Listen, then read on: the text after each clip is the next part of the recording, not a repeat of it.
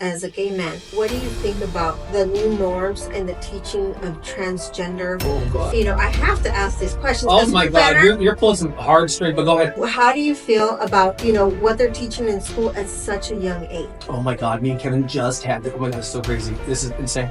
We had this last night till like midnight. We were arguing back and forth. And I'm gonna stick to my guns. I wanted, the only thing I will not cry. I wanted my mom to just accept me. And at 40 years old, she disowned me again, right? Well, hello. Good morning. Good morning. Thank you for joining us. Well, thank you for coming to Palm Springs. Well, you're here all the time anyway, so. Yes. Thank you. I am so honored to have you on Tea Time. Well, thank you for this. Are we sipping the tea or spilling the tea? Both. Oh, okay. So, please introduce yourself to people that might not have ever heard of you before. Oh. And so tell us what you do. So originally I used to be like, I'm David Rios, your top real estate agent and your number one designer, and bam, I kicked the camera. Well, as I got older, that stopped kicking, and I don't know. So yeah, that's my whole thing. It was design and real estate together, and how I married the two of them. Oh, exciting. Yeah. Yes. So I started following you, and I was just such a fan of your work. I'm still such a fan of your work, and now we're, doing some stuff together. Yes. So full disclosure. But I the reason why we're doing this and we're doing Tea Time is because with our friends or people that we know in our community, we all know what we do on a daily basis professionally, but I really want people to get to know you personally. Ooh, so are you ready for that? Do you have the time? Yes. Well, I hope we do. I'll keep it short and simple then. Yes. Get to the main points. Yes. And so you have some great accomplishments, and you're continuing to grow. And right now, very exciting. You're running for city council. Why not? Palm Springs. Let's add something else to the list, right? Not like you're not busy enough already. Yes. I think my thought process about running for Palm Springs and just being an advocate for people is to have a voice. Having a voice and really understanding people's struggles. And that's what really motivates me. Everything I do in life is based off of the struggles that I had, how I overcame it, and how I'm still overcoming it today. And so that's what really drives my passion. And I think being creative, being in an industry that is real estate, you're selling a lifestyle, you're selling a dream, you're selling future, and then having that design aspect of it, I never get bored because that's something that came natural to me. So I think it's being able to have that opinion and that thought process of what I didn't have to what I had to what I lost, what I'm working with other people to gain more, like yourself and other people, that really just gives me that moment to keep creating. Right. So what made you, I like you just explained, the reason why you're running for city council, but is there one particular reason or something in you that said, I really want to do this?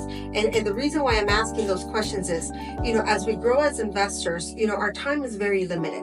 And, for investors, time is money. And all this wonderful work that you're doing, you're spending so much time doing it. I feel like there has to be a passionate reason behind this because you're on another level now. And this is time that you're donating out of your life, out of your schedule. We're very busy and you have the passion to do it. You're very unselfish by doing this. So what would be the number one thing that you think that drives you to do this? It's a great example, being a real estate agent, being a designer, going through the struggles of even pulling a simple permit. And why is it not fast? We've worked with everyone across the United States, all in California as well too. And we see how fast their city is. Why can't we be in comparison to that? So it's frustration, it's understanding developers, flippers, homeowners, small businesses. Right. We need them now. And what are the hurdles? I've seen the hurdles. I know firsthand how to overcome them, and I have a ton of suggestions. So if I'm sitting in city council and something's not being passed or it's taking 3 months, I could do it already. I already knew what the pros and cons are, and why don't I just give my opinion because I've been in that position. Right. So I want growth in the city. And if you want growth, you have to have someone that has a mind frame, that's creative, that's determined, that is a workaholic. And that's what I am. And I feel like being a good voice, a good listener to other people, that's where I can advocate to make sure that small businesses are thriving, homeowners are thriving, developers, small affordable housing, all of that. Yeah, I commend you for that. I personally think I couldn't do it. because of all the demands that this has. So I really commend for you for what you're doing. Thank you. Where do you see? So the elections are less than 2 weeks away. Ooh, come on, talk Right? about the stress. She's giving me stress right now. Yeah. 2 weeks away, yes. 2 weeks away. And so I've seen some stuff come out in the news and everything. The whole political arena, just you being, my friend, it's insane. It's crazy. It's vicious, I think. Beyond vicious. Yeah. And so how do you feel about that? Well, first and foremost, I'm a Cancer, so I I take everything in. Even though I say I don't, but I came from a life of nothing. So nothing, you have to be able to have thick skin in this industry and still being sensitive at the same time. And I think that's what really, creates a good council member, is that you can take the hardships, you can take the hits, and I've taken a lot of hits. And it's funny is because people that I helped out campaign and do other things for really backstab me, were kind of vicious with my businesses and things, the hardships that I've had as well. And I'm transparent. There's nothing to lie about. There's nothing. If you ask me a question, I will tell you my struggles and what I've done. And that's what really creates such an incredible mind frame and a view for other people. So yeah, the political aspect of it, I wasn't maybe prepared for it. But as, again, coming from what I've come from in my whole entire life, and what I've seen, the ups and downs, nothing phases me because I've already been there, done that. Does it ever get disheartening?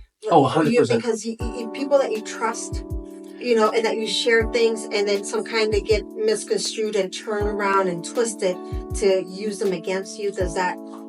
Yeah, you know what? That's something that I'm getting to learn a lot more.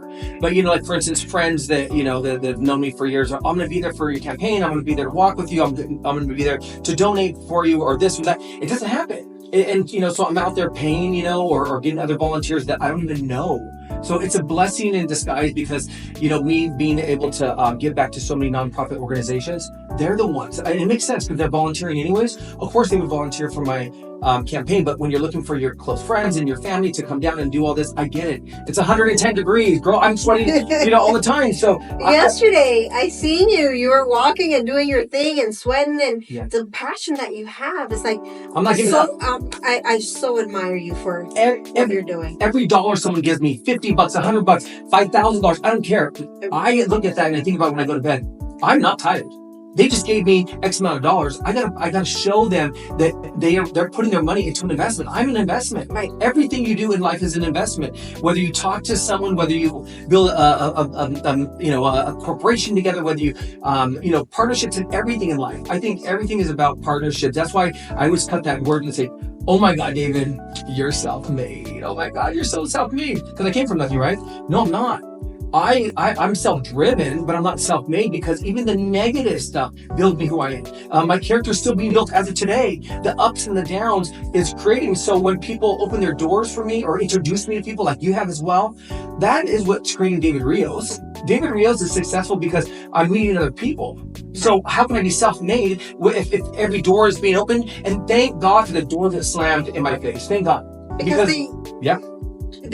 they narrowed the road to the place where you are now. And I don't run into block walls. I mean, I could see a wall flashing red. I didn't care. I was still going for it. Now I look at, I'm more business savvy in that aspect, because I have like a bleeding heart. My form of love is giving back, because we didn't have anything, growing up on welfare, being in shelter in my life, being homeless at 16. I was talking about this to my mom the other day. She's like, "Why do you keep saying you're homeless?" I'm like, "Mom, because you don't remember. Remember you kicked me out? So I can talk about it now. And I'm okay. I still love you, and I know that you love me. But regardless, you don't know where I was sleeping. Were you coming looking for me to make sure that I had dinner at night? Were you making sure that I was at school the next day? Because I was in 11th grade, and you want to kick me out and give me a hard life. That's the best thing you could have done, Mom. Thank you. Because I'm well versed on being streetwise smart. And I know when I'm being taken advantage of. And so I'm never a victim. I use my ugly past that I had, and I make that the future for David Rios. So it's a blessing. I said, "Mom, you're a blessing, but allow me to, that's your own guilt."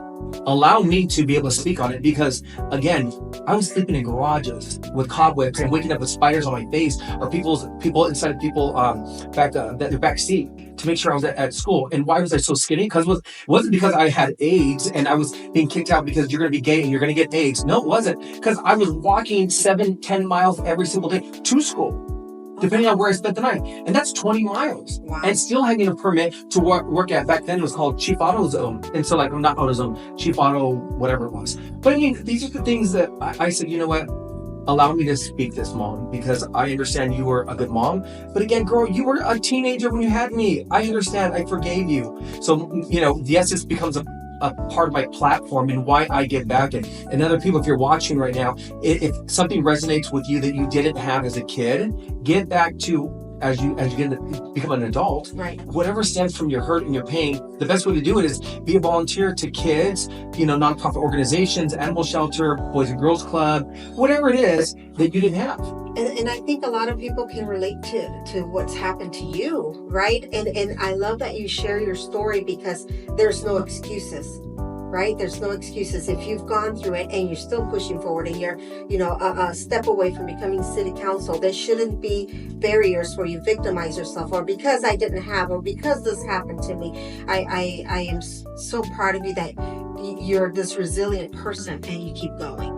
Because we are our next paycheck. Yeah. And when people say, you work too much, girl, you're not working enough. And it's so easy for people to say that. Like, why are you doing another property? Why are you doing another design project? Take a break. I'm my next paycheck. Right. You do not get that? Like, you should want to put money into me because I'm a workaholic. Right. Because my passion is creating. So for me, honestly, it doesn't feel like I'm working, because I'm constantly changing. And if I have 5 projects or 7 projects, if you have a little hurdle in one, you know, you go to the next one and it's going to be fun. You're going to talk about like what we do. Right. We select things. We select color schemes. We select The countertops. We do demo. We have a blast doing it. Like, Yeah. so why not? Your passion is involved in it. And so for when people are just like, God, it's like, well, that's not your passion. Right. But we're successful because we work together. Right. When they say, what's your definition of success? To me, success is building my brand with other people. Yes. And I think you go way further, you know, if you end up, you know, working with other people versus competing against other people. I hate that. And I love a community that we can create. I love how we help out each other, you know, so I'm really so in love about helping each other and grow. And good designs. Yes. Because that'll give you more, you know, the better sales, and design is everything. I love that you also, I say the word flipper, you also do construction and development. We'll call it development. And you will still seek out advice from people that are experts in your industry that you know you need. And I think that's great, because you can't just do it all at one, you know? I know that you're looking for a designer that's going to give that flair, Right. that's going to, you know, that you know that they have the education behind it to make sure it's an elevated sale. Right. And you're getting it that's cohesive, that design. And so I think that's where we all work together. Right. Yes. So when you speak about your mom, has she ever been offended or has taken something personal that you said publicly? I'm assuming that's what happened. That's why you're like, Mom, allow me to speak about this. Yeah. Because I tend to, you know, hold back a little bit of my childhood and why I got kicked out at 17. Because, you know, our parents or whatever, just out of respect for her, because how is she going to take it? So was that the case for you? It was. And now that we're reconnected, she almost passed away from COVID. She was on a ventilator, and it took her a year and a half too. So my sympathy is there for her again. But you know, it's a learning curve. We were raised in a very structured, well, I shouldn't say structured. It was very dysfunctional, but a very religious family. And so it was kind of like, I take parts of that lifestyle. I take, because I have a walk with the Lord. And it's not that I go to church, but I pray to him every freaking day, every day, in my car, when I'm walking. Before I came here and did this interview, you know, I'm able to have that connection with the Lord because I'm able to talk to him anywhere. You have a relationship. You do, and I think that resonates with me and other people, because there's someone watching you. Right. When you don't fear anybody, like, Right. you know, as far as like someone watching you, then you don't have a conscience sometimes. That's I always instill that I'm making the right decision, and am I making the right decision? And I'm thoughtful of it. Sometimes I just don't react. I've learned that the hard way several times, and so now I think about it, and I always think, give it a day, give it a day. I give myself 20 minutes to be upset about anything, because my client, the next person in front of me, deserves David Rios, happy, bubbly, wanting to help you out in whatever aspect I can. They don't deserve to worry about what happened 20 minutes ago, because they're paying for my time, or they're just waiting to see me or us to pick up our last conversation. And why am I going to bring them into 20 minutes of what was devastating, 20 minutes ago? That punched in a gut that happened 20 minutes ago. In and out. And I trust me, do I have anxiety? Hell yeah, I have anxiety. I have anxiety all the time. But it's the way you manage it. Right. Everyone has anxiety. Right. But it's going to control you? No. When I had a deal the other day, you knew that. It was like $220,000, one commission. And I worked on that for 90 days, and meeting after meeting after meeting. And what's waste? Girl, have I cried about it since? No. Did it hurt me? Hell yeah. I was already making plans for it. But who cares? That's what you just, that's what's going to separate agents this time around in this bubble that we're in right now. A lot of people won't survive if they haven't been agents that have seen up and down and have a personality and be able to multitasking their emotions. They won't survive here. Yeah. A lot of people have gone out of the market in the last couple of years, last 2 years, a lot of agents. Yeah. And I think that's okay. You know why? If you're going to be an agent, you better learn how to be able to be a counselor. You better be able to understand creative financing, thinking outside the box, talking to people that you would not normally talk to. I'm bald, tattooed, Latino, speak too fast sometimes, and I'm not afraid of anyone. I look at people and I said, I'm tangible to them. An 80-year-old woman that's Caucasian, I don't care. I'm connected with her. Just talk to me for a little longer. And then you'll find the connection. And you have to think that way in life in front of anyone you talk to. Yeah. I mean, millionaires are walking around with ragged tank tops and sandals and some shorts. Mm-hmm. Don't judge anyone. Right. You don't know. You don't know. You really don't know. I met some of the richest people, and they're so under the radar. Yeah. And they're down to earth too. Yeah. They're straight shooters, and I appreciate that. Yeah. But again, if you can allow your mind frame to know that you can talk to anyone and be tangible to anybody, who's going to stop you? Yes. We stop ourselves. We put fear in our lives, and oh my God, and we hold ourselves back because we fear other things. When you come from nothing, when 2008 hit and I lost my foster girls, I lost my houses, like it was a blessing in disguise. So if you lose your whole life and restart all over again, that's a thick skin. And things that happen now are not as big as that, and you survive that and you're fine, you'll be just fine. Yeah. I'm talking about foster kids. Do you plan on having a family in the future? Not anymore. I have my dogs, and that's great for me. But I've always felt like I was, when people said, oh, you have to have a mom and a dad and blah, blah. I was like, bullshit. Like, my ex-partner's moms were like the most meanest souls I could see.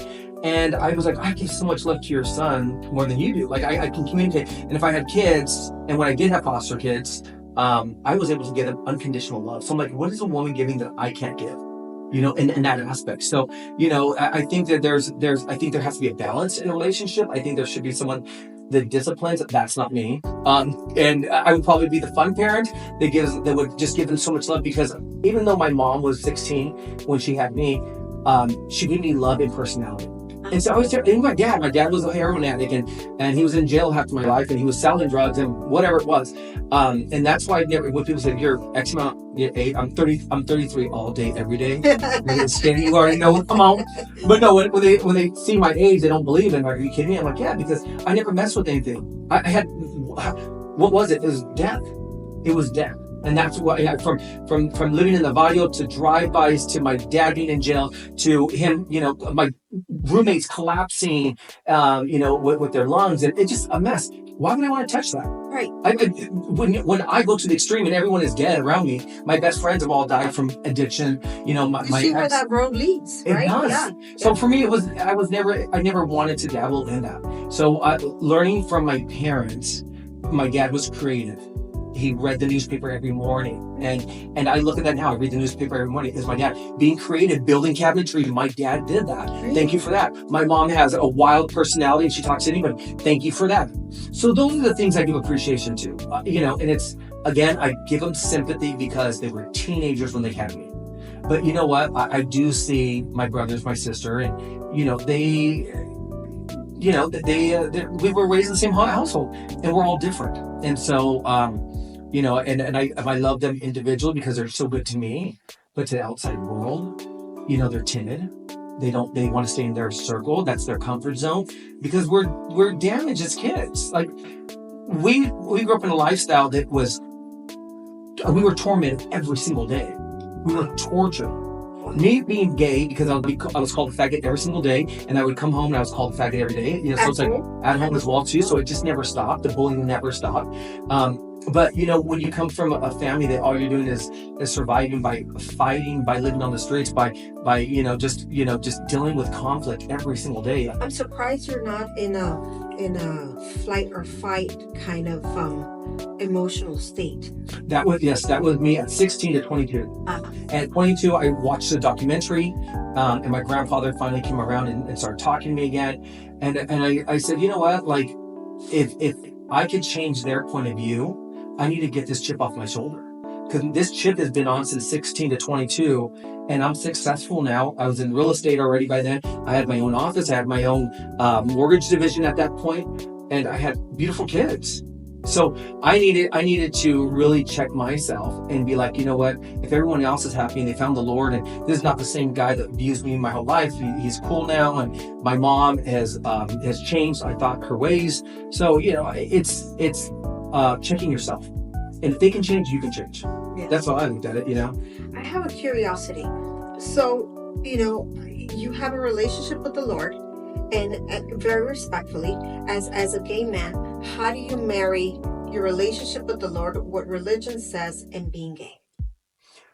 That's a good thing. That's a complex question, but it's good because I feel like ultimately, as I am my age now, God would have already had me taken out. He has me here for a reason, and there's a reason why I'm still involved with more organizations now.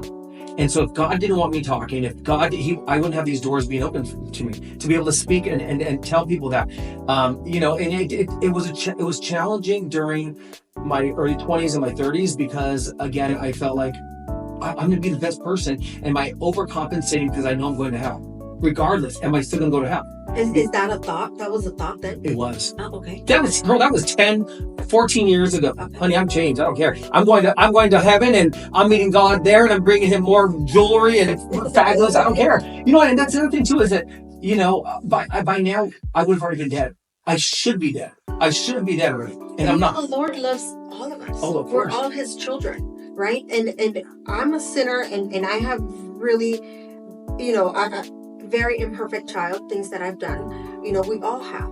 And so I just wonder if, because coming from a religious mom, if that ever was in the back of your head, and you just mentioned that years ago that was something that you used to think about.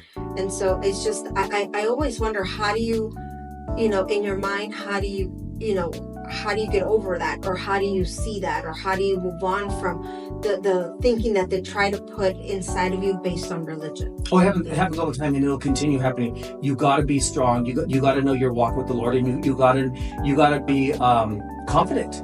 And confident, a lot of people you can't teach confidence sometimes, and some people don't have confidence. And so that's why you follow people on Instagram that are motivational. Right. You follow people that they get you up in the morning, and you want to, like when people say, oh my God, Instagram, I can't stand it. Stop. Well, it's their algorithm and who they're following. Thank you. Right? Unfollow them. Yeah. Only follow people that motivate you. Yeah. Why are you going to follow someone that's negative? So from my point of view is that yes, even sometimes it's a struggle, because there's sometimes it does come across where am I doing all this because I want to go to heaven, or am I doing this and am I still going to go to heaven? So once in a while I'll get that, but for the better picture of it, when I can get elderly people talking to me, I always tell them when I leave, God bless you. And that takes them back. What the hell? David said, God bless you. What does that mean?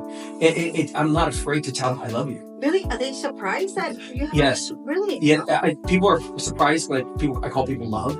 I give them hugs right away, and that to me is easy to do because I'm just loving by nature. I don't know the last time they were given a hug. I don't know the last time someone even told them like God bless you or I love you, and that's easy for me to say because I'm full of love. And I give everybody my respect up front. I don't like when like you have to earn my respect. I mean, come on, we're playing games here. I want to give you my transparency, my love up front, and you take that away. It's up to you to lose a part of me because you can gain a lot more with me than you can not liking me or just making me build that trust. Right. Here's my trust up front. Yeah. Take away as things progress if you don't like what I'm doing or saying. But yeah, I think the religious aspect of it is a hurdle. But again, I always think a man wrote that book 20 times again and over, and it's different interpretation. So how do you want to interpret it? As long as I'm being good to other people, I'm being good to the Lord. I'm talking to Him every morning and night. Not to say that I'm perfect, far from it, but I think that's it's way I carry on every day.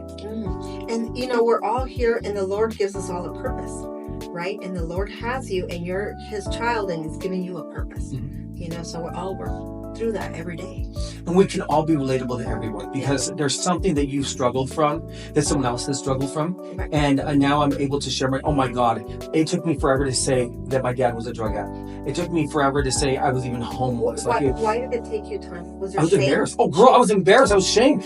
I wanted investors, people that worked with me to know that David was working. He was a badass and they had nothing to worry about. I wasn't tangible. I wasn't tangible to the other person that was watching me until Instagram came around. Thank you so much. I paid them $1 million because they gave me my platform that I'm at. They gave me TV shows. They gave me, interviews like this. From now, I'm featured all over the world.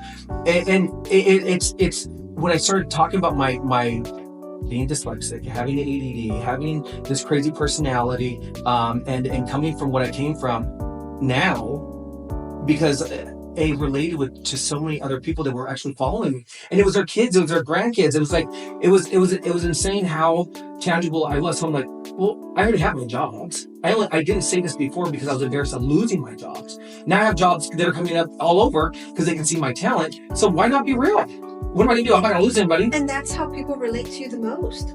Through our vulnerability, that's how people relate. So I have another question for you. How what do you think as a gay man, what do you think about the new norms and the teaching of transgender? From I have to ask these questions. Oh my God, you're pulling some hard string, but go ahead. Yes. So how do you feel about what they're teaching in school at such a young age? Oh my God, me and Kevin just had this. Oh my God, it's so crazy. This is insane. We had this last night till like midnight. We were arguing back and forth. And I'm going to stick to my guns. I'm really going to stick to my guns. I wanted, the only thing I will not cry. I wanted my mom to just accept me. And at 40 years old, she disowned me again, right? I'm friends with her now, 5 years later, whatever. We're cool now. But, my thing was, I want people just to accept me. That's it. Okay. As being a gay male. Not that I wanted to dress up in women's clothes or any of that stuff, and this is a discussion we had last night, and I see it from both sides, right? My thing is that if all I wanted was acceptance, who am I to tell anyone, especially a kid that feels that they're in this wrong body? I didn't feel like I was in the wrong body. I loved hair, I loved playing with Barbie dolls, I was very attracted to males, but I wanted to be a male as well. So I didn't have that like, you're calling me the wrong name. I feel weird in my skin. I knew I was different because I was called a faggot. But I had a couple of people in my life, like my grandmother, that allowed me to play with dolls and would buy me dolls. And she was freaking fabulous. And she was like, what she said went. So I was like, yeah, my grandma said I could do it.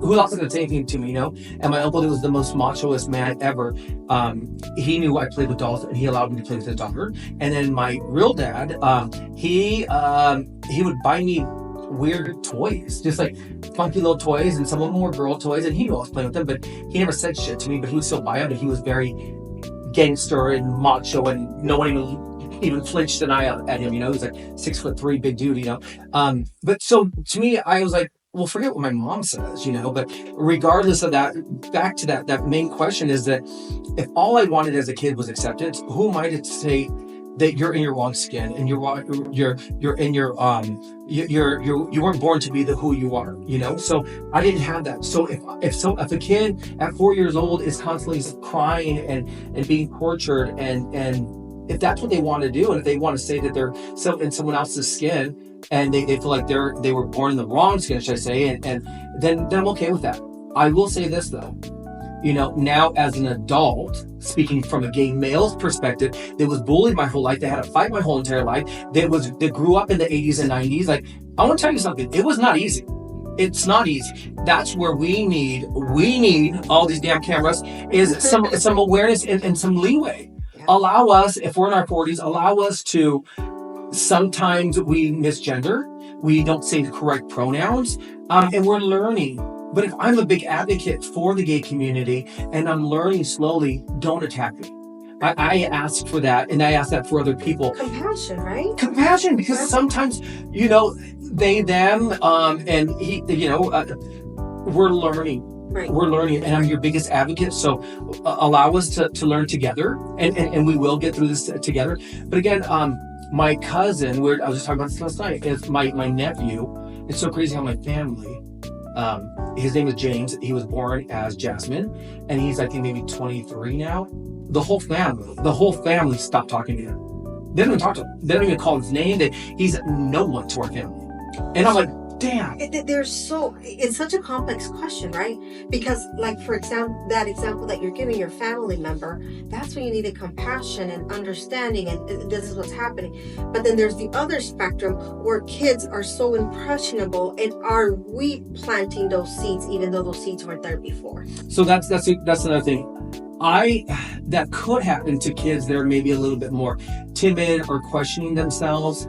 I think a lot of people, they say they're not, or they're straight now, that probably dabbled into a little something when they were younger, and that's perfectly fine. You know, as a kid, I knew at 4 years old, I got in trouble at 5 years old for kissing a boy. I loved boys and I hated it. Wasn't I used to love women because of their hair, their makeup, and their outfits. I thought they were badasses. My mom was always sexy, and this is the weird part. I used to dress her. She would ask me, and she'd, oh, you're gay? Shut up. Like, I dressed you your whole freaking life, bro. Let's settle down. I figure she would know. Yeah, but I could see if a kid is a little bit more reserved, and you're seeing all this, and maybe do I experiment in this or not? Maybe. Or if they're late bloomers, then they start questioning. Correct. You know, I'm not sure if. And I don't have all the answers, and, you know, but at school, would that be the right place to, you know, start opening these conversations, or what age is it? I'm right? sorry. If I knew I was gay, and every one of my friends, I've asked them, even 6-year-old men right now, did you know you were gay? Yes, 100%. A lot of my gay friends, they knew before anything, they knew they were gay. I had a best friend that was gay in high school. And he used to tell me, his name was Alex, and he used to tell me when a girl and a boy would walk in the room, I would always check out the little boy. And this was in kindergarten. Yeah. So I understand that, right? So it's such a complex question. It is, but I've asked people that were molested, straight people that were molested. Are you gay? No. So it eliminates that. So, you know, a lot of people that are gay, you know, happen to be molested. And so I asked them, was that a triggering point? No. Oh, that's a great question. So that, you know, that's a great question. And you have a lot of straight people that were molested too, and they're not gay. So my thing is that you're born gay, in my opinion. You cannot change that. And if and I see that now as women. This is a perfect example. Women that are right now that are trans. Like we had our first transsexual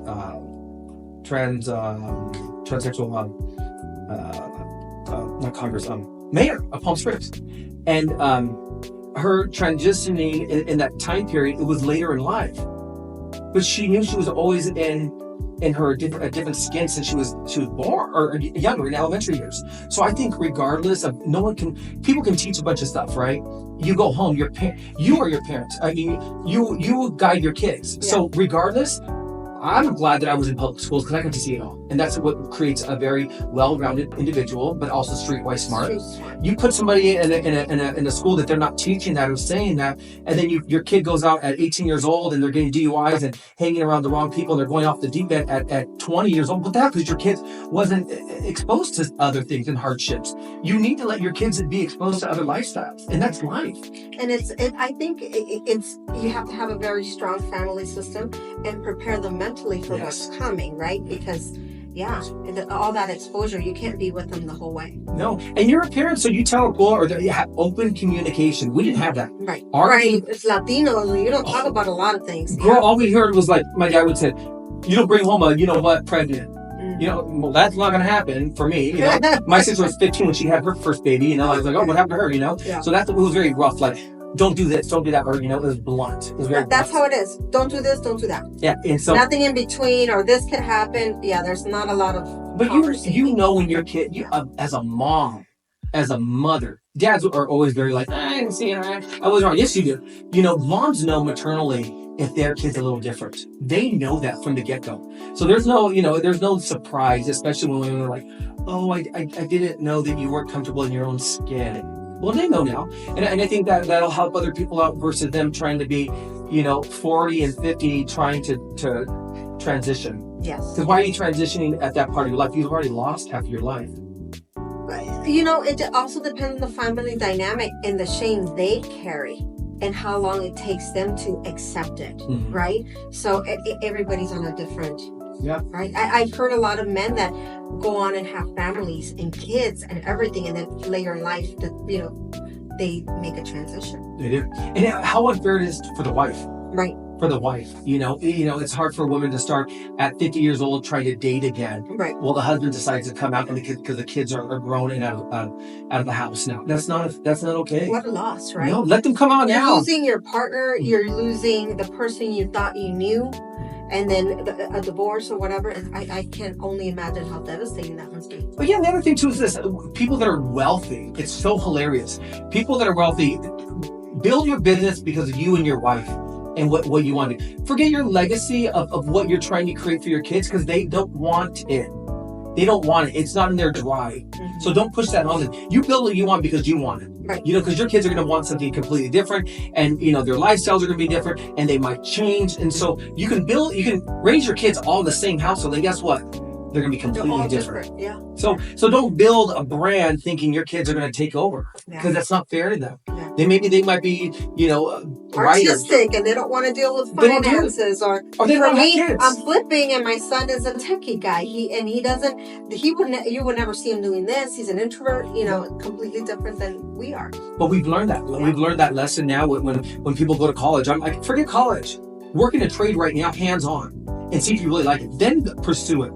Pursue a 4-year college degree, because the mentality before is get out of high school and go to college. No, go work in the industry or shadow someone in the industry that you really like, because you might not like it. And then you're paying $8,000 for 4 years of wasted time. Let's go. Let's back up our kids on what comes natural to them, and they will be successful if we further that passion. Right. Yeah. Definitely. Thank you so much for letting me ask you all these questions. Thank you for being so vulnerable, and sharing how you feel. I really appreciate it. I appreciate you. Thank you for this time as well. I am. Hope this reaches out to a lot of people, Yes, and yes. it hits home, because I think at the end of the day is our voices are meant to touch people's hearts. Yes. And show how we relate to them. Right.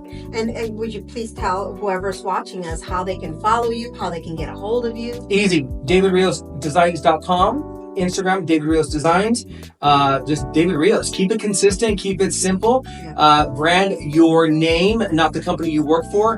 Brand your name. Take your cell phone with you every year. Never change it. Keep the same cell phone number and brand your name. Your name will follow you for the rest of your life. Not a company that you worked for 20, 15, 10 years ago, even today. You're the brand, right? You're the brand. You're the walking brand. It only gets better and sexier over time. Trust me. Yes. Now, one last question for you. If you would like to have somebody on Tea Time on the hot seat, give me 3 people that you would nominate to join us on Tea Time next time. Definitely my girlfriend Charlene. She's a workaholic. She does a variety of things. Still putting herself through school, and they're multimillionaires, and she's still going to school because she knows what she wants to create. Another one would be else I wanted this. My friend Brian, he owns Booze Hamels here in town. Small business owner. He came from the Midwest. Him and his wife were just hustlers, talented designers, and now breaking into the hospitality industry and food. And then the next person would be, oh my God, my boy Victor. Victor is a contractor. He just got his license. He does flips. He does construction. And he came from a homeless Jew with his dog at 13 years old, and see what he's created. So those are the 3 recommendations that I have for you. Oh my God, awesome. Thank you, Dan. Thank you. Take care, everyone.